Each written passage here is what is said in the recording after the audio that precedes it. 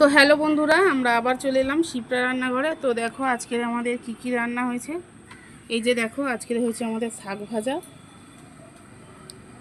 এই যে কলমি শাক ভাজা, আর হয়েছে এই যে ডালে কিছু দিয়েছো। আজকের হয়েছে আমাদের প্লেন ডাল হয়েছে। আর এইটা দেখো কুমড়ো, পুঁই শাক, আলু, তারপরে কাঁঠাল দানা দিয়ে একটা সবজি, এই যে দেখো। আর এই যে হয়েছে মাছের ঝোল, ওর কাতলা মাছের ঝোল, এই যে দেখো। আর দিদি এই যে দেখো পনির কাটছে, এই যে পনির হবে, আর ডিম হবে, একজনের ডিম হবে। তো প্রচুর কিন্তু গরম পড়েছে, সবাই একটু সাবধানে থেকো, একটু ঠান্ডা ঠান্ডা খেও, ডাবের জল টল সবাই খেও, নিজের শরীরের সব খেয়াল রেখো। এই যে দেখো আমাদের পনিরও হয়ে গেছে, দিদি এই বাড়ছে।